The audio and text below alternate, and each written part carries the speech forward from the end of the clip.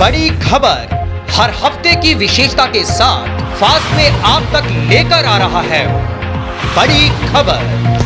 नमस्कार दर्शकों, मैं हूं सतेंद्र सिंह मीरथल और आप देख रहे हैं फास्टवे का विशेष प्रोग्राम बड़ी खबर। जी हां, ट्रस्ट के अधीन आने वाले सैली रोड की बड़ी रिहाइश की रजिस्ट्रियों की समस्या सालों से बनी हुई है। कईयों के पास रजिस्ट्रियां हैं, कईयों के पास नहीं है और कईयों ने इन रजिस्ट्रियों को ट्रांसफर करना है, लेकिन स्थिति इतनी पेचीदा है कि लोगों को समझ नहीं आ रहा है कि वो क्या करें। वजह है ट्रस्ट, तहसीलदार, पटवारी और वसीकों की जानकारी का आपस में ना मिलना। हालांकि इन जानकारियों से लोग गुमराह भी हैं और कम खर्च में काम भी हो रहे हैं। सबसे पहले आपको सुनाते हैं ट्रस्ट का फरमान, जो कहती है कि जिन जगहों को रजिस्ट्रियों की जरूरत है और वो बनवाना चाहते हैं तो उन्हें सबसे पहले ट्रस्ट से एनओसी हासिल करनी होगी, जिसके लिए उन्हें 51,000 रुपए पर मरला के हिसाब से ट्रस्ट को फीस भरनी होगी। और अगर जिन्होंने एनओसी की फीस नहीं भरी होगी उनकी रजिस्ट्रियां नहीं होंगी। यहां तक कि जिनकी रजिस्ट्रियां हो चुकी हैं वो भी अमान्य हैं जब तक वो एनओसी की प्रक्रिया को पूरा नहीं करते हैं, और यह नोटिफिकेशन उन्हें सरकार की ओर से आया है। जी हां, हम चलते चलते आपको बताते जाएं कि ये जो नोटिफिकेशन था ये 14 जनवरी 2015 को जो है वो रिलीज किया गया था। और साथ ही साथ हम आपको बता सकते हैं कि यह notification deputy commissioner Pathankot, regional deputy director local government Amritsar, director town planning local government Punjab Chandigarh तथा chairman executive officer improvement trust Pathankot को फॉरवर्ड किया गया था, जिसकी की कॉपी हमारे पास है, हम आपको दिखा रहे हैं। जी हाँ, और जिसका पालन जरूरी था और सबके लिए। ट्रस्ट चेयरमैन विभूति शर्मा ने जहां यह जानकारी दी, वहीं पटवारी साहब ने भी इसकी सहमति जताई है कि सरकारी नोटिफिकेशन के मुताबिक एनओसी जरूरी है। हेलो अनमोल जी, नमस्कार। नमस्कार जी। अनमोल जी, अनिल खुराना बोल रहे हैं फास्ट न्यूज़ पठानकोट ਤੋਂ।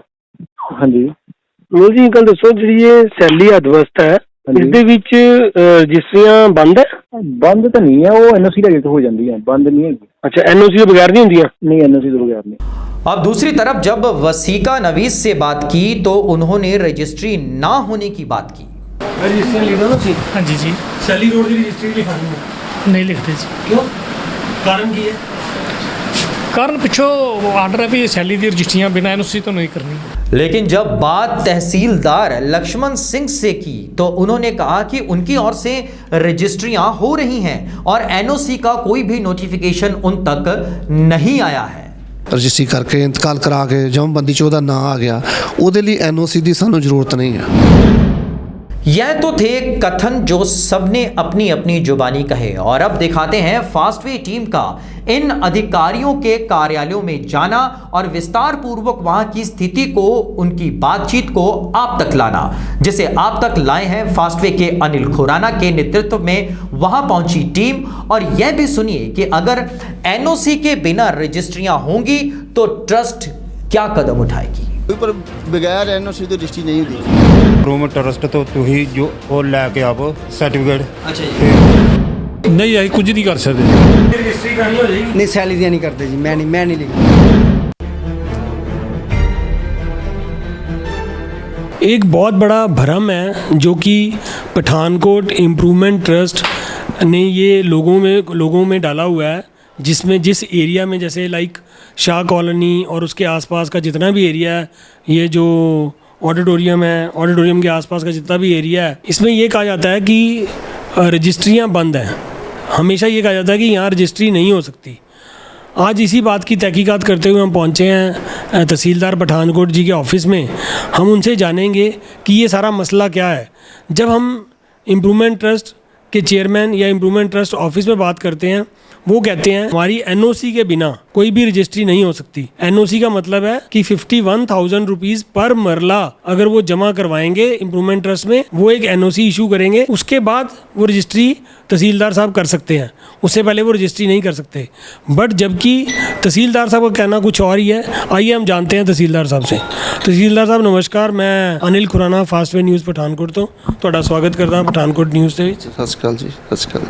तहसीलदार साहब की मसला है ਇਹ ਜਿਹੜੀ ਰਜਿਸਟਰੀਆਂ ਕਿਹਾ ਜਾਂਦਾ ਹੈ ਕਿ ਰਜਿਸਟਰੀਆਂ ਬੰਦ ਹੈ ਤੇ ਰਜਿਸਟਰੀਆਂ ਹੋਈ ਵੀ ਜਾ ਰਹੀਆਂ ਬਾਹਰ ਜਿਸਲੇ ਕੋਈ ਬੰਦਾ ਮਤਲਬ ਜਿਹੜਾ ਜ਼ਮੀਨ ਖਰੀਦਦਾ ਹੈ ਉਹ ਖਰੀਦਦਾਰ ਜਿਸਮ ਬਾਹਰ ਕਿਸੇ ਨਾਲ ਗੱਲ ਕਰਦਾ ਹੈ ਅਰਜੀ ਨਵੀਸ ਨਾਲ ਜਾਂ ਕਿਸੇ ਨਾਲ ਤੇ ਉਹ ਕਹਿੰਦੇ ਜੀ ਸੈਲੀ ਦੀ ਰਜਿਸਟਰੀ ਬੰਦ ਹੈ ਸਟ੍ਰੇਟ ਵੇ ਤੁਸੀਂ ਹੁਣ ਵੀ ਅਗਰ ਤੁਹਾਨੂੰ ਮੈਂ 10 ਅਰਜੀ ਨਵੀਸ ਕੋਲ ਜਾਵਾਂ ਸਾਰੇ ਅਰਜੀ ਨਵੀਸ ਇਹੀ ਕਹਿਣਗੇ ਕਿ ਸੈਲੀ ਦੀ ਰਜਿਸਟਰੀਆਂ ਬੰਦ ਹੈ ਸੈਲੀ ਰੋਡ ਦੀ ਰਜਿਸਟਰੀ ਕਰਨੀ ਹੋ ਜਾਏਗੀ ਨਹੀਂ ਸੈਲੀ ਦੀਆਂ ਨਹੀਂ ਕਰਦੇ ਜੀ ਰਜਿਸਟਰੀ ਲਿਖੋ ਨਾ ਤੁਸੀਂ हाँ जी जी ਸੈਲੀ ਰੋਡ ਦੀ ਰਜਿਸਟਰੀ ਲਿਖਾਂਗੇ नहीं लिखते जी ਕਿਉਂ ਕਾਰਨ ਕੀ ਹੈ कारण पिछो आर्डर है भी सैली दी रजिस्ट्रियां बिना एनओसी तो नहीं करनी ਭਾਜੀ ਸੈਲੀ ਰੋਡ ਦੀ ਅਗਰ ਰਜਿਸਟਰੀ ਕਰਨੀ ਹੋਏ ਤੇ ਹੋ ਜਾਂਦੀ ਹੈ ਹਾਂਜੀ ਸੈਲੀ ਰੋਡ ਦੀ ਰਜਿਸਟਰੀ ਨਹੀਂ ਹੁੰਦੀ ਉਹ ਕੀ ਕਾਰਨ ਜੀ ਕਿਉਂਕਿ ਸਰ ਬੰਦ ਆ ਉਧਰ ਰਜਿਸਟਰੀਆਂ ਇੱਕ ਗੱਲ ਪੁੱਛਣੀ ਸੀਗੀ ਕਿ ਸੈਲੀ ਰੋਡ ਦੇ ਉੱਪਰ ਰਜਿਸਟਰੀ ਹੋ ਜਾਂਦੀ ਹੈ ਜੀ ਨਹੀਂ ਕਾਰਨ ਜੀ ਉਹ ਤਾਂ ਸਟੇ ਲੱਗਾ ਹੋਇਆ ਉਹਨੂੰ। ਸਟੇ ਲੱਗਾ ਹੋਇਆ ਕਾਹਦਾ ਸਟੇ ਲੱਗਾ ਹੋਇਆ ਜੀ ਉਹ ਤੇ ਗੈਰ ਇਹ ਤੇ ਉਹਦੇ ਚ ਹਾਂ ਅਬ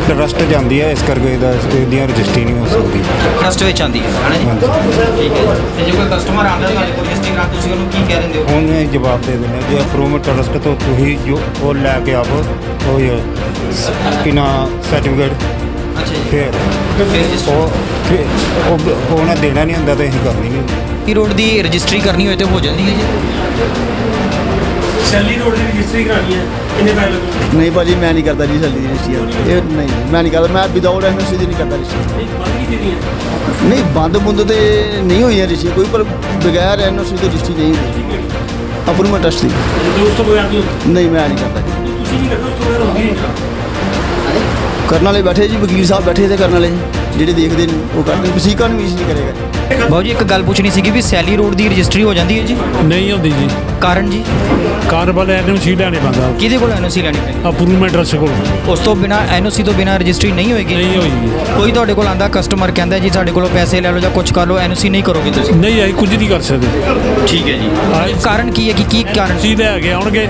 ਸੈਲੀ ਦੇ ਘਰ ਅਸੀਂ ਉਹਦੀ ਰਜਿਸਟਰੀ ਕਰਾਂਗੇ ਐਨਓਸੀ ਜੀ ਐਨਓਸੀ ਤੋਂ ਬਗੈਰ ਨਹੀਂ ਹੋਏਗੀ ਨਹੀਂ ਹੋਈ ਇਹ ਕੀ ਕਾਰਨ ਹੈ ਕਿਉਂ ਕਿਹਾ ਜਾਂਦਾ ਹੈ ਕਿ ਸੈਲੀ ਰਜਿਸਟਰੀਆਂ ਬੰਦ ਹੈ ਇਸ ਤਰ੍ਹਾਂ ਜੀ ਨਿਯਮਾਂ ਦੇ ਮੁਤਾਬਕ ਜਿਹੜੀ ਫਸਟ ਟਾਈਮ ਰਜਿਸਟਰੀ ਹੋਣੀ ਹੈ ਇੰਪਰੂਵਮੈਂਟ ਟਰਸਟ ਵੱਲੋਂ ਉਹਦੇ 'ਚ ਇੰਪਰੂਵਮੈਂਟ ਟਰਸਟ ਵਾਲੇ ਆਪ ਆ ਕੇ ਰਜਿਸਟਰੀ ਕਰਾਉਂਦੇ ਆ ਐਨਓਸੀ ਵਗੈਰਾ ਜੋ ਵੀ ਉਹਨਾਂ ਦੇ ਟੈਕਸ ਕਲੈਕਸ਼ਨ ਵਗੈਰਾ ਸਰ ਨਹੀਂ ਤੁਸੀਂ ਗਲਤ ਬੋਲ ਰਹੇ ਹੋ ਨਾ ਤੁਸੀਂ ਟੌਪਿਕ ਤੁਸੀਂ ਕਹਿ ਰਹੇ ਹੋ ਕਿ ਜਿਹੜੀ ਇੰਪਰੂਵਮੈਂਟ ਟਰਸਟ ਵੱਲੋਂ ਰਜਿਸਟਰੀ ਇੰਪਰੂਵਮੈਂਟ ਟਰਸਟ ਵੱਲੋਂ ਨਹੀਂ ਹੁੰਦੀ ਇਹ ਆਉਣਾ ਸੀ ਨਾ ਮੈਂ ਅਲਟੀਮੇਟਲੀ ਅੱਛਾ ਉਹਦੇ 'ਚ ਇਹ ਆ ਕਿ ਉਹਦੇ 'ਚ ਤਾਂ ਉਹ ਆ ਜਾਂਦੇ ਉਹ ਆਪ ਹੁਣ ਜਦੋਂ ਉਹਨਾਂ ਨੇ ਰਜਿਸਟਰੀਆਂ ਇੱਕ ਵਾਰੀ ਕਰ ਦਿੱਤੀਆਂ ਬੰਦਿਆਂ ਨੂੰ ਜਿਹੜੇ ਫੁੱਲ ਫਲੈਜਡ ਮਾਲਕ ਬਣ ਗਏ ਉਹਨਾਂ ਦੀ ਅਸੀਂ ਨਹੀਂ ਸਰ ਉਹ ਟੌਪਿਕ ਹੀ ਨਹੀਂ ਹੈਗਾ ਉਹ ਟੌਪਿਕ ਹੀ ਨਹੀਂ ਹੈਗਾ ਅਸੀਂ ਉਹ ਗੱਲ ਹੀ ਨਹੀਂ ਕਰ ਰਹੇ ਕਿ ਇੰਪਰੂਵਮੈਂਟ ਟਰਸਟ ਤੋਂ ਜਗ੍ਹਾ ਲੈ ਲਈ ਤੇ ਉਸ ਤੋਂ ਬਾਅਦ ਜਿਸ ਸਮੇਂ ਰਜਿਸਟਰੀ ਕਰਾਣੀ ਹੈ ਉਹਦੇ ਵਾਸਤੇ ਐਨਓਸੀ ਲੋੜ ਹੀ ਨਹੀਂ ਹੈਗੀ ਉਹ ਤਾਂ ਇੱਕ ਵਾਰੀ ਹੋ ਗਈ ਰਜਿਸਟਰੀ ਮੈਂ ਉਹ ਗੱਲ ਹੀ ਨਹੀਂ ਕਰ ਰਿਹਾ ਮੈਂ ਕਹਿ ਰਿਹਾ ਸੈਲੀ ਹੱਦਬਸਤ ਦੇ ਵਿੱਚ ਜਿੰਨੇ ਵੀ ਕਿੱਲੇ ਜਗ੍ਹਾ ਹੈਗੀਆਂ ਪ੍ਰਾਈਵੇਟ ਜਗ੍ਹਾ ਦੀ ਵੀ ਰਜਿਸਟਰੀ ਬੰਦ ਹੈ ਹੁਣ ਵੀ ਤੁਸੀਂ ਕਿਸੇ ਅਰਜੀ ਨਵੀਸ ਨੂੰ ਪੁੱਛ ਲਓ ਉਹ ਇਹੀ ਕਹੇਗਾ ਕਿ ਰਜਿਸਟਰੀ ਬੰਦ ਹੈ ਸੈਲੀ ਦੀ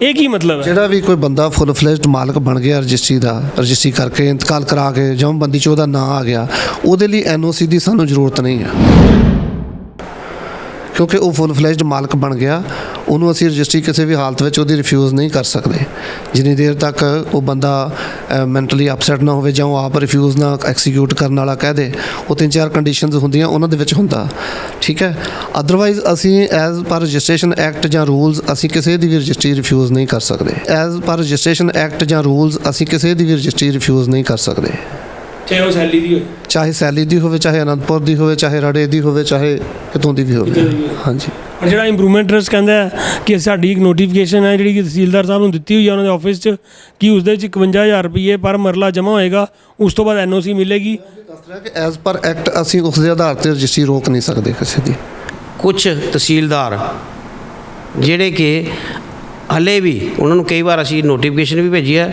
ਹਲੇ ਵੀ ਉਹ ਗੈਰ ਕਾਨੂੰਨੀ ਕੰਮ ਕਰਦੇ ਆ ਕਿ ਸਾਡੀ ਐਨਓਸੀ ਲੈ ਤੋਂ ਬਿਨਾ ਰਜਿਸਟਰੀ ਕਰ ਦਿੰਦੇ ਨੇ ਔਰ ਉਹ ਕਰਦੇ ਕੀ ਨੇ ਕਿ ਉਹ ਬੈਕ ਡੋਰ ਤੋਂ ਪੈਸੇ ਲੈ ਲੈਂਦੇ ਨੇ ਤੇ ਉਹ ਲੈ ਕੇ ਰਜਿਸਟਰੀ ਕਰ ਦੇਗਾ ਰਜਿਸਟਰੀ ਰੋਕਣ ਦੇ 3-4 ਕੰਡੀਸ਼ਨਸ ਹੈਗੀਆਂ ਉਹ ਐਕਟ ਦੇ ਵਿੱਚ ਲਿਖੀਆਂ ਹੋਈਆਂ ਉਹਨਾਂ ਵਿੱਚੋਂ ਇਹ ਇੱਕ ਜਿਵੇਂ ਮੈਂ ਦੱਸਿਆ ਇੰਪਰੂਵਮੈਂਟ ਟਰਸਟ ਅਗਰ ਤੁਹਾਨੂੰ ਲਿਖ ਕੇ ਦਿੰਦਾ ਵੀ ਹੈ ਜਾਂ ਕੋਈ ਇਸ ਤਰ੍ਹਾਂ ਨੋਟੀਫਿਕੇਸ਼ਨ ਆਉਂਦੀ ਵੀ ਹੈ ਉਹਨੂੰ ਆਨਰ ਕਰਨਾ ਜਾਂ ਨਾ ਕਰਨਾ ਤੁਹਾਡੇ ਉਹਦੇ ਤੇ depend as per act we can't do this ਇਹ ਬਹੁਤ ਖੁਸ਼ਖਬਰੀ ਦੀ ਗੱਲ ਹੈ ਸੈਲੀ ਏਰੀਆ ਹੱਦਬਸਤ ਦੇ ਵਿੱਚ ਜਿੰਨੇ ਵੀ ਲੋਕ ਰਹਿੰਦੇ ਆ ਚਾਹੇ ਉਹ ਸ਼ਾਹ ਕਲੋਨੀ ਹੈ ਚਾਹੇ ਉਹ ਉਸਦੇ ਆਸ-ਪਾਸ ਜਿੰਨਾ ਵੀ ਏਰੀਆ ਤਹਿਸੀਲਦਾਰ ਸਾਹਿਬ ਦੇ ਕਹਿਣ ਦੇ ਹਿਸਾਬ ਨਾਲ ਉਹ ਰਜਿਸਟਰੀ ਨੂੰ ਰੋਕ ਨਹੀਂ ਸਕਦੇ।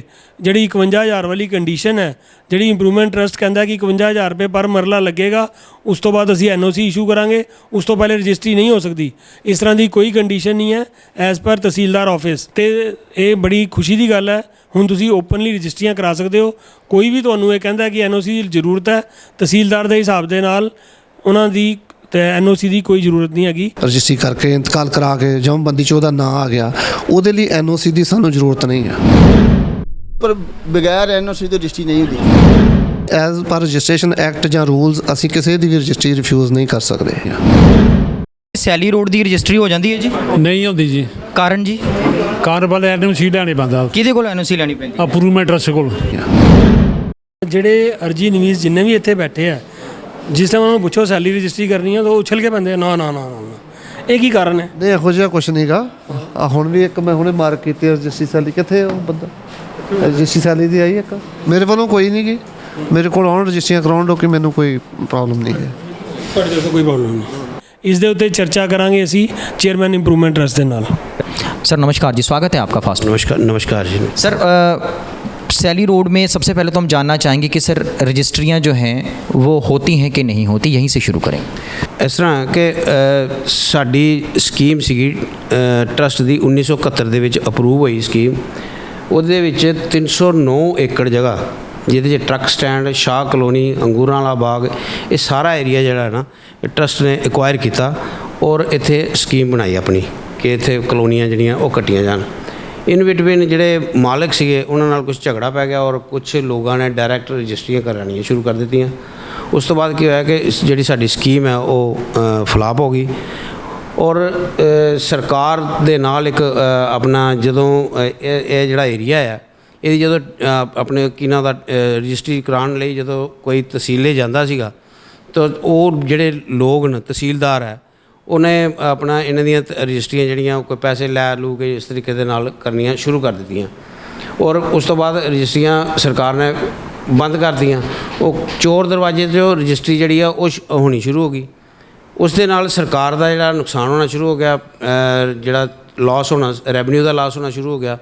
ਔਰ ਫਿਰ ਉਸ ਤੋਂ ਬਾਅਦ ਇੱਕ ਕਮੇਟੀ ਬਣੀ 2013 ਦੇ ਵਿੱਚ, ਜਿਸ ਦੇ ਵਿੱਚ SDM DC ਸਾਹਿਬ ਸਾਡੇ ਚੇਅਰਮੈਨ ਸੀਗੇ ਤੋਂ ਇੰਪਰੂਵਮੈਂਟ ਟਰਸਟ ਦੇ, ਔਰ ਬਹਿ ਕੇ ਸਰਕਾਰ ਦੇ ਨਾਲ ਇੱਕ ਗੱਲਬਾਤ ਹੋਈ ਔਰ ਉਸ ਵੇਲੇ ਫਿਰ ਹਾਈ ਕੋਰਟ ਦੀ ਡਾਇਰੈਕਸ਼ਨਸ ਦੇ ਨਾਲ ਹਾਈ ਕੋਰਟ ਨੇ ਕਿਹਾ ਕਿ ਇਹ ਜਿਹੜੀਆਂ ਰਜਿਸਟਰੀਆਂ ਬੰਦ ਕੀਤੀਆਂ ਇਹਨਾਂ ਨੂੰ ਖੋਲ੍ਹਿਆ ਜਾਵੇ ਔਰ ਸਰਕਾਰ ਆਪਣੇ ਇੰਪਰੂਵਮੈਂਟ ਟਰਸਟ ਜਿਹੜੀ ਹੈ ਉਹ 51,000 ਰੁਪਈਆ, 27,000 ਰੁਪਈਆ ਔਰ 7,000 ਰੁਪਈਆ ਇਸ ਤਰੀਕੇ ਦੀ ਉਹਨਾਂ ਨੇ ਸਲੈਬ ਰੱਖੀ ਕਿ ਜਿੱਥੇ ਜਿਹੜਾ ਪਾਸ਼ ਕਲੋਨੀਆਂ ਨੇ ਉੱਥੇ ਪੈਸੇ ਜ਼ਿਆਦਾ, ਦੂਜੇ 'ਚ ਘੱਟ ਕਰਕੇ ਅਤੇ ਲੋਕਾਂ ਨੂੰ ਜਿਹੜੀ ਹੈ ਉਹ ਰਾਹਤ ਦਿੱਤੀ ਜਾਏ ਅਤੇ ਇਹਦੀਆਂ ਜਿਹੜੀਆਂ ਰਜਿਸਟਰੀਆਂ ਜਿਹੜੀਆਂ ਚੋਰ ਦਰਵਾਜ਼ੇ 'ਚ ਹੋ ਰਹੀਆਂ ਉਹ ਓਪਨ ਖੁੱਲ੍ਹੀਆਂ ਹੋ ਜਾਣ। ਔਰ ਉਸ ਤੋਂ ਬਾਅਦ ਜਦੋਂ ਕੋਈ ਰਜਿਸਟਰੀ ਕਰਵਾ ਲੇਗਾ, ਸਾਡੇ ਕੋਲ NOC ਲੈ ਕੇ ਜਾਂਦਾ ਰਜਿਸਟਰੀ ਕਰਵਾਉਂਦਾ, ਉਸ ਤੋਂ ਬਾਅਦ ਅਸੀਂ ਉਸ ਦਾ ਜਿਹੜਾ ਹੈ ਆਪਣਾ ਉੱਥੇ ਕੀ ਨਾਂ ਦਾ ਨਕਸ਼ਾ ਜਿਹੜਾ ਹੈ ਉਹ ਪਾਸ ਕਰਵਾ ਸਕਦਾ ਹੈ। ਕਿਸੇ ਨੇ ਲੋਨ ਲੈਣਾ ਲੋਨ ਲੈ ਸਕਦਾ ਹੈ। ਪਹਿਲਾਂ ਐਸਾ ਨਹੀਂ ਸੀਗਾ जी। सर को फिर इस स्कीम के तहत कोई नोटिफिकेशन जारी किया गया और अगर जारी किया गया तो सर वो किनू भेजा गया? 2015 ਦੇ ਵਿੱਚ ਇਹ ਆਪਣਾ ਨੋਟੀਫਿਕੇਸ਼ਨ ਸਰਕਾਰ ਵੱਲੋਂ ਆਈ ਹੈ, ਗਵਰਨਮੈਂਟ ਵੱਲੋਂ, ਪੰਜਾਬ ਗਵਰਨਮੈਂਟ ਵੱਲੋਂ। ਉਹ ਫਿਰ ਨੋਟੀਫਿਕੇਸ਼ਨ ਜਿਹੜੀ ਹੈ ਅਸੀਂ ਸਾਰੇ ਸਰਕੂਲਰ ਕੀਤੀ। ਲੇਕਿਨ ਇਹਦੇ ਵਿੱਚ ਇੱਕ ਗੱਲ ਹੈ ਕਿ ਕੁਝ ਤਹਿਸੀਲਦਾਰ ਜਿਹੜੇ ਕਿ ਹਲੇ ਵੀ ਉਹਨਾਂ ਨੂੰ ਕਈ ਵਾਰ ਅਸੀਂ ਨੋਟੀਫਿਕੇਸ਼ਨ ਵੀ ਭੇਜੀ ਹੈ, ਹਲੇ ਵੀ ਉਹ ਗੈਰ ਕਾਨੂੰਨੀ ਕੰਮ ਕਰਦੇ ਆ ਕਿ ਸਾਡੀ NOC ਲੈ ਤੋਂ ਬਿਨਾਂ ਰਜਿਸਟਰੀ ਕਰ ਦਿੰਦੇ ਨੇ ਔਰ ਉਹ ਕਰਦੇ ਕੀ ਨੇ ਕਿ ਉਹ ਬੈਕ ਡੋਰ ਤੋਂ ਪੈਸੇ ਲੈ ਲੈਂਦੇ ਨੇ ਅਤੇ ਉਹ ਲੈ ਕੇ ਰਜਿਸਟਰੀ ਕਰ ਦੇਗਾ। ਮੈਂ ਇਹ ਅਪੀਲ ਕਰਾਂਗਾ ਸਾਰੇ ਸ਼ਾਹ ਕਲੋਨੀ ਦੇ ਵਾਸੀਆਂ ਨਾਲ ਔਰ ਸਾਰੇ ਜਿਹੜੇ ਲੋਕ ਰਜਿਸਟਰੀਆਂ ਕਰਾਉਂਦੇ ਨੇ ਉਹਨਾਂ ਨੂੰ ਵੀ ਕਹਾਂਗਾ ਕਿ ਇਹ ਜਿਹੜਾ ਬਿਨਾਂ NOC ਤੋਂ ਤੁਸੀਂ ਨਾ ਕਰਵਾਓ, ਕਿਉਂਕਿ ਤੁਸੀਂ ਜਦੋਂ ਉੱਥੇ ਜਾਂਦੇ ਹੋ ਅਤੇ 5-10 ਹਜ਼ਾਰ ਰੁਪਈਆ ਰਜਿਸਟਰੀ ਦਾ ਅਤੇ ਮਰਲੇ ਦੇ ਵੱਧ ਲੈ ਲਿਆ, ਦੇ ਦਿੱਤਾ ਅਤੇ ਉੱਥੇ ਜਾ ਕੇ ਰਜਿਸਟਰੀ ਕਰਾ ਲਈ। ਲੇਕਿਨ ਉਹ ਤੁਹਾਡਾ ਜਿਹੜਾ ਹੈ ਪਲਾਟ ਹੈ ਰੈਗੂਲਰਾਈਜ਼ ਨਹੀਂ ਹੋਣਾ, ਕਿਉਂਕਿ ਉਸ ਤੋਂ ਬਾਅਦ ਅਸੀਂ ਜਦੋਂ ਤੁਹਾਨੂੰ ਨਕਸ਼ਾ ਤੁਸੀਂ ਬਣਾਉਣਾ ਹੈ ਤਾਂ ਉਹ ਨਕਸ਼ਾ ਜਿਹੜਾ ਹੈ ਉਹ ਨਹੀਂ ਬਣਨਾ ਤੁਹਾਡਾ। ਇਸ ਕਰਕੇ ਤਹਿਸੀਲਦਾਰਾਂ ਨੂੰ ਅਸੀਂ DC ਸਾਹਿਬ ਨੂੰ ਇਹਦੀ ਨੋਟੀਫਿਕੇਸ਼ਨ ਦੇ ਦਿੱਤੀ, ਤਹਿਸੀਲ ਆਫਿਸ ਦੇ ਵਿੱਚ ਵੀ ਨੋਟੀਫਿਕੇਸ਼ਨ ਭੇਜਤੀ ਹੈ ਔਰ ਸਾਰੇ ਡਿਪਟੀ ਡਾਇਰੈਕਟਰ, ਸੈਕਟਰੀ ਸਾਰਿਆਂ ਕੋਲ ਇਹ ਨੋਟੀਫਿਕੇਸ਼ਨ ਦੀ ਕਾਪੀ ਚਲੀ ਗਈ ਹੈ। ਸਰ ਅੱਜ ਅਸੀਂ ਤਹਿਸੀਲ ਆਫਿਸ ਦੇ ਵਿੱਚ ਜਿਹੜਾ ਹੈਗਾ ਤਹਿਸੀਲਦਾਰ ਦੇ ਆਫਿਸ 'ਚ ਵਿਜ਼ਿਟ ਕੀਤਾ ਔਰ ਤਹਿਸੀਲਦਾਰ ਸਾਹਿਬ ਦਾ ਇਹ ਕਹਿਣਾ ਹੈ ਕਿ ਮੈਨੂੰ ਇਦਾਂ ਦੀ ਕੋਈ ਨੋਟੀਫਿਕੇਸ਼ਨ ਨਹੀਂ ਆਈ ਹੈ ਔਰ ਉਹਨਾਂ ਦਾ ਤਾਂ ਇੱਥੋਂ ਤੱਕ ਵੀ ਕਹਿਣਾ ਹੈ ਕਿ ਐਕਟ ਦੇ ਅਨੁਸਾਰ ਇਦਾਂ ਦੀ NOC ਦੀ ਕੋਈ ਲੋੜ ਨਹੀਂ ਔਰ ਅਸੀਂ ਜਿਹੜੀ ਹੈ ਰਜਿਸਟਰੀ ਕਰ ਵੀ ਰਹੇ ਹਾਂ ਔਰ ਰਜਿਸਟਰੀ ਹੋ ਵੀ ਸਕਦੀ ਹੈ। ਸਰ ਕੀ ਮਸਲਾ ਹੈ?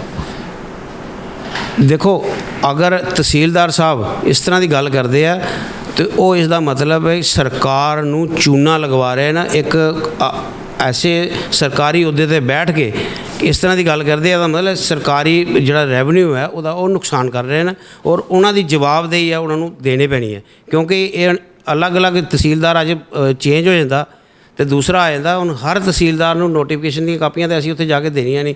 ਜਦੋਂ ਨੋਟੀਫਿਕੇਸ਼ਨ ਦੀ ਕਾਪੀ DC ਸਾਹਿਬ ਕੋਲ ਹੈ, DC ਸਾਹਿਬ ਤੋਂ ਬਾਅਦ ਤਹਿਸੀਲਦਾਰ ਕੋਲ ਹੈ, SDM ਸਾਹਿਬ ਕੋਲ ਹੈ, ਤੇ ਇਹ ਉਹ ਆਪਣੇ ਦਫ਼ਤਰ 'ਚ ਦੇਖਣ। ਅਸੀਂ ਰਿਸੀਵ ਕਰਾਈ ਦੀਆਂ ਕਾਪੀਆਂ ਨੂੰ ਦੇਖ ਕੇ ਇਹ ਨੋਟੀਫਿਕੇਸ਼ਨ ਦੀ ਕਾਪੀ ਹੈ, ਇਹ ਦੇਖੋ ਅਸੀਂ ਇਹਨੂੰ ਬਕਾਇਦਾ ਉੱਥੇ ਰਿਸੀਵ ਕਰਾਇਆ ਉਹਨਾਂ ਕੋਲੋਂ ਔਰ ਉਹ ਅਗਰ ਬਿਨਾਂ ਸਾਡੀ NOC ਤੋਂ ਉਹ ਰਜਿਸਟਰੀ ਕਰ ਰਹੇ ਨੇ, ਉਹ ਗਲਤ ਕਰ ਰਹੇ ਨੇ ਔਰ ਜੇ ਇਸ ਤਰ੍ਹਾਂ ਦਾ ਚੱਕਰ ਰਿਹਾ ਤੇ ਅਸੀਂ ਇਹਦੀ ਵਿਜੀਲੈਂਸ ਜਾਂਚ ਵੀ ਕਰਾਵਾਂਗੇ ਕਿ ਉਹ ਕਿਸ ਤਰ੍ਹਾਂ ਮਤਲਬ ਕਿਸ ਆਧਾਰ 'ਤੇ ਔਰ ਕਿਹਦੇ ਕਹਿਣ 'ਤੇ ਜਿਹੜੀਆਂ ਨੇ ਉਹ ਇਸ ਤਰ੍ਹਾਂ ਦੀਆਂ ਰਜਿਸਟਰੀਆਂ ਕਰ ਰਹੇ ਨੇ। ਬਿਲਕੁਲ ਸਰ, ਤਹਿਸੀਲਦਾਰ ਸਾਹਿਬ ਦਾ ਤੇ ਇਹ ਵੀ ਕਹਿਣਾ ਹੈ ਕਿ ਅਸੀਂ ਜਿਹੜਾ ਸਾਡੇ ਕੋਲ ਕੋਈ ਵੀ ਇਦਾਂ ਦਾ ਕੋਈ ਵੀ ਰਜਿਸਟਰੀ ਕਰਾਉਣ ਆਉਂਦਾ ਹੈ ਤੇ ਗਵਰਨਮੈਂਟ ਨੂੰ ਟੈਕਸ ਰੈਵਨਿਊ ਦੇ ਨਾਲ ਹੀ ਲੈਣਾ ਦੇਣਾ ਹੁੰਦਾ ਹੈ ਔਰ ਉਹ ਤੇ ਸਰਕਾਰੀ ਐਕਟ ਦਾ ਹਵਾਲਾ ਦਿੰਦੇ ਨੇ ਔਰ ਸਰਕਾਰੀ ਐਕਟ ਦਾ ਹਵਾਲਾ ਦਿੰਦੇ ਹੋਏ ਕਹਿੰਦੇ ਨੇ ਕਿ ਸਾਨੂੰ NOC ਦੀ ਲੋੜ ਨਹੀਂ, ਅਗਰ ਨਾ ਵੀ ਹੋਵੇ ਕੋਈ ਨਹੀਂ ਔਰ ਅਸੀਂ ਰਜਿਸਟਰੀ ਕਰ ਰਹੇ ਹਾਂ ਔਰ ਉਹ ਤਾਂ ਕਹਿ ਰਹੇ ਨੇ ਵੀ ਅਸੀਂ ਰਜਿਸਟਰੀ ਹਾਲੇ ਵੀ ਕਰਦੇ ਜਾ ਰਹੇ ਹਾਂ। ਤਹਿਸੀਲਦਾਰ ਸਾਹਿਬ ਜਿਹੜੇ ਆ ਉਹ ਪੰਜਾਬ ਗੌਰਮੈਂਟ ਦੇ ਤਹਿਸੀਲਦਾਰ ਹੈ, ਨਾ ਕਿ ਕਿਤੇ ਹਿਮਾਚਲ ਗੌਰਮੈਂਟ ਦੇ ਜਾਂ J&K ਦੇ। ਅਗਰ ਉਹ ਇਸ ਤਰ੍ਹਾਂ ਦਾ ਕੰਮ ਕਰ ਰਹੇ ਨਾ ਤਾਂ ਪੰਜਾਬ ਗੌਰਮੈਂਟ ਦਾ ਰੈਵਨਿਊ ਜਿਹੜਾ ਹੈ ਉਹਦਾ ਨੁਕਸਾਨ ਕਰ ਰਹੇ ਨੇ ਔਰ ਉਹਦੀ ਉਹਨਾਂ ਨੂੰ ਭਰਪਾਈ ਕਰਨੀ ਪੈਣੀ ਹੈ। ਉਹਨਾਂ ਦੇ ਖਿਲਾਫ ਅਸੀਂ ਲਿਖ ਕੇ ਭੇਜਾਂਗੇ ਅਗਰ ਇਸ ਤਰ੍ਹਾਂ ਕਰਦੇ ਆ ਉਹ, ਕਿਉਂਕਿ ਇਹ ਇੱਕ ਗੌਰਮੈਂਟ ਦਾਇਰਾ ਹੈ ਸਾਡਾ ਔਰ ਸਰਕਾਰੀ ਦਾਇਰਾ ਔਰ ਇਹਦੇ ਵਿੱਚ ਨੋਟੀਫਿਕੇਸ਼ਨ ਅਸੀਂ ਆਪ ਨਹੀਂ ਕੀਤੀ ਦੀ। ਇਹ DC ਤਹਿਸੀਲਦਾਰ ਵੱਡਾ ਹੈ ਕਿ DC ਸਾਹਿਬ ਵੱਡੇ ਹੈ। ਜਦੋਂ DC ਸਾਹਿਬ ਨੇ ਸਿਬਨ ਸੀ DC ਹੁੰਦੇ ਸੀ ਇੱਥੇ, ਉਹਨਾਂ ਦੀ ਇੱਕ ਕਮੇਟੀ ਬਣੀ, ਉਸ ਕਮੇਟੀ ਦੇ ਰਾਹੀਂ ਗੌਰਮੈਂਟ ਨੇ ਪੰਜਾਬ ਗੌਰਮੈਂਟ ਵੱਲੋਂ ਇਹ ਜਿਹੜਾ ਰੈਜ਼ੋਲੂਸ਼ਨ ਪਾਸ ਹੋ ਕੇ ਆਇਆ ਔਰ ਇਹਦੀਆਂ ਜਿਹੜੀਆਂ ਕਾਪੀਆਂ ਹਨ ਸਾਰੇ ਡਿਪਾਰਟਮੈਂਟ ਨੂੰ, DC ਸਾਹਿਬ ਨੂੰ ਸਰਕੂਲਰ ਗਿਆ, ਇਹਦਾ ਤਹਿਸੀਲਦਾਰ ਸਾਹਿਬ ਨੂੰ ਗਿਆ, ਡਿਪਟੀ ਡਾਇਰੈਕਟਰ ਨੂੰ ਔਰ ਸਾਰਿਆਂ ਨੂੰ ਅਸੀਂ ਭੇਜਿਆ ਔਰ ਉਸ ਤੋਂ ਬਾਅਦ ਵੀ ਅਗਰ ਕੋਈ ਕੋਤਾਹੀ ਕਰਦੇ ਹਨ ਜਾਂ ਸਾਨੂੰ ਪਤਾ ਲੱਗਦਾ ਹੈ ਕਿ ਸਾਡੀ ਬਿਨਾਂ NOC ਤੋਂ ਤਹਿਸੀਲਦਾਰ ਸਾਹਿਬ ਨੇ ਰਜਿਸਟਰੀ ਕੀਤੀ ਹੈ, ਇਸ ਦੀ ਜਵਾਬਦੇਹੀ ਆਪਣੇ ਤਹਿਸੀਲਦਾਰ ਸਾਹਿਬ ਨੂੰ ਦੇਣੀ ਪੈਣੀ ਹੈ। ਬਿਲਕੁਲ ਠੀਕ ਹੈ ਸਰ। ਅੱਛਾ ਸਰ, ਇੱਕ ਆਖਰੀ ਸਵਾਲ ਮੈਂ ਕਰਨਾ ਚਾਹਾਂਗਾ। ਇਸੇ ਵਿਸ਼ੇ ਦੇ ਵਿੱਚ ਅਸੀਂ ਜਿਹੜੇ ਉੱਥੇ ਵਸੀਕੇ ਬੈਠਦੇ ਨੇ, ਅਸੀਂ ਜਦੋਂ ਉਹਨਾਂ ਨਾਲ ਗੱਲ ਕੀਤੀ ਕੋਈ 7-8 ਵਸੀਕਿਆਂ ਦੇ ਨਾਲ, ਉਹਨਾਂ ਨੇ ਤਾਂ ਕੋਰਾ ਜਵਾਬ ਦੇ ਦਿੱਤਾ। ਉਹ ਕਹਿੰਦੇ ਜੀ ਅਸੀਂ ਸੈਲੀ ਰੋਡ ਦੀ ਰਜਿਸਟਰੀ ਨਹੀਂ ਟਾਈਪ ਕਰਦੇ, ਨਹੀਂ ਬਣਾਉਂਦੇ, ਕਿਉਂਕਿ ਉਹਦੇ ਲਈ NOC ਚਾਹੀਦੀ ਹੁੰਦੀ ਹੈ ਔਰ ਕਹਿੰਦੇ ਜੀ ਜਦ ਤੱਕ NOC ਨਾ ਹੋਵੇ, NOC ਤੋਂ ਬਗੈਰ ਅਸੀਂ ਇਹ ਗੱਲ ਨਹੀਂ ਕਰਦੇ। ਔਰ ਉਹਨਾਂ ਦੇ ਉੱਪਰ ਜਿਨ੍ਹਾਂ ਦੇ ਸਾਈਨ ਹੋਣੇ ਆ, ਮੋਹਰ ਲੱਗਣੇ ਆ, ਤਹਿਸੀਲਦਾਰ ਸਾਹਿਬ ਕਹਿੰਦੇ ਜੀ ਕਿਸੇ NOC ਦੀ ਲੋੜ ਨਹੀਂ, ਅਸੀਂ ਰਜਿਸਟਰੀ ਕਰਨ ਵਾਸਤੇ ਬੈਠੇ ਹਾਂ। ਸਰ ਇਸ ਦਾ ਮਤਲਬ ਟਰਸਟ ਕਹਿੰਦਾ ਹੈ NOC ਲੈ ਕੇ ਜਾਓ ਤਾਂ ਨਕਸ਼ਾ ਪਾਸ ਹੋਏਗਾ, ਵਸੀਕੇ ਕਹਿੰਦੇ ਨੇ ਜੀ ਟਾਈਪ ਤਾਂ ਹੋਏਗੀ, NOC ਲੈ ਕੇ ਆਓਗੇ, ਉਧਰ ਤਹਿਸੀਲਦਾਰ ਸਾਹਿਬ ਕਹਿੰਦੇ ਨੇ ਜੀ ਬਿਨਾਂ NOC ਤੋਂ ਹੋਏਗਾ। ਪਬਲਿਕ ਜਿਹੜੀ ਹੈ ਜਿਨ੍ਹਾਂ ਨੇ ਇੰਨਾ ਪੈਸਾ ਲਗਾਇਆ, ਜ਼ਮੀਨ ਖਰੀਦੀ ਹੈ, ਘਰ ਬਣਾਉਣਾ ਹੈ, ਨਕਸ਼ੇ ਪਾਸ ਕਰਾਣੇ ਨੇ, ਪਬਲਿਕ ਤਾਂ ਫਿਰ ਸਰ ਗੁੰਮਰਾਹ ਹੋ ਰਹੀ ਹੈ ਨਾ, ਕੌਣ ਜ਼ਿੰਮੇਵਾਰ ਹੈ? ਦੇਖੋ, ਅਸੀਂ ਇਸੇ ਕਰਕੇ ਪਬਲਿਕ ਨੂੰ ਕਹਿ ਰਹੇ ਹਾਂ, ਪਬਲਿਕ ਦੇ ਅੱਗੇ ਗੁਜ਼ਾਰਿਸ਼ ਕਰ ਰਹੇ ਹਾਂ ਵੀ ਗਲਤ ਹੱਥਾਂ ਉੱਥੇ ਜਾ ਕੇ 10-20 ਹਜ਼ਾਰ ਰੁਪਈਆ ਫਾਲਤੂ ਤੁਸੀਂ ਦੇ ਕੇ ਤੇ ਉਹ ਕਿਸੇ ਵੀ ਅਰਥ ਨਹੀਂ ਆਉਣਾ ਤੁਹਾਡਾ, ਉਹ ਫਿਰ 2 ਨੰਬਰ 'ਚ ਚਲਾ ਜਾਣਾ। ਜੇ ਤੁਸੀਂ ਪੈਸੇ ਜਮ੍ਹਾਂ ਕਰਵਾਉਣੇ ਆ ਕਿਉਂਕਿ ਟਰਸਟ ਜਿਹੜਾ ਇਹ ਵੀ ਸਰਕਾਰੀ ਦਾਇਰਾ ਹੈ, ਇੱਥੇ ਤੁਸੀਂ ਆਪਣੇ ਜੋ ਤੁਹਾਡੇ ਅਗਰ 27,000 ਬਣਦਾ 27,000 ਜਮ੍ਹਾਂ ਕਰਾਓ, ਜੋ ਬਣਦਾ ਹੈ ਉਹ ਜਮ੍ਹਾਂ ਕਰਾ ਕੇ ਸਾਡੇ ਕੋਲ NOC ਲਓ ਤਾਂ ਕਿ ਆਉਣ ਵਾਲੇ ਟਾਈਮ ਦੇ ਵਿੱਚ ਤੁਹਾਨੂੰ ਨਕਸ਼ਾ ਬਣਾਉਣ ਦੇ ਵਿੱਚ, ਤੁਹਾਨੂੰ ਲੋਨ ਲੈਣ ਦੇ ਵਿੱਚ ਕਿਸੇ ਤਰ੍ਹਾਂ ਦੀ ਕੋਈ ਜਿਹੜੀ ਹੈ ਉਹ ਮੁਸ਼ਕਲ ਨਾ ਆਵੇ। रजिस्ट्री करना या NOC लेकर करना केवल पैसे बनाने का खेल बनकर रह गया है। आप सोचिए, अगर आप एक 20 मरले का प्लाट शाह कॉलोनी में खरीदते हैं तो इम्प्रूवमेंट ट्रस्ट आपसे 51,000 रुपये प्रति मरले के हिसाब से लेकर NOC देता है। उस स्थिति में आपके 10,20,000 रुपये की फीस लगेगी और आपको NOC मिलेगी। अगर कोई आपको यह बोले कि आप 3 लाख खर्च करें और आपकी रजिस्ट्री हो जाएगी तो आपके लिए यह बात सोने पे सुहागे जैसी लगेगी। तो आप भी खुशी खुशी 3 लाख रुपए देकर रजिस्ट्री करवा लेंगे। वो 3 लाख रुपया करवाने वाले और संबंधित लोगों में बांट लिया जाएगा। इससे आपको तो फायदा हुआ ही और उन दलालों का और संबंधित अधिकारियों को भी मोटी रकम मिल गई। तो नुकसान किसका हुआ? केवल सरकार का, और यह खेल बदस्तूर जारी है। बड़ी खबर हर हफ्ते की विशेषता के साथ फास्ट में आप तक लेकर आ रहा है। बड़ी खबर 1000 मीटर में बन रही अवैध कॉलोनियां, सरकारी आदेशों को ठेंगा दिखाती बन रही अवैध बिल्डिंगें, पुलिस की बेपरवाही धड़ल्ले से जिला प्रशासन का डुलमुल रवैया, अधिकारों के लिए लड़ते बिलखते लोग, राजनीति के गलियारों की हलचलें, शहरी व्यवस्था के नाम पर चल रही मिलीभगत, मंदी के बावजूद व्यापारियों पर गिर रही टैक्सों की गाज, हम सब की आवाज बनकर आ रही है बड़ी खबर। खबर परत दर परत।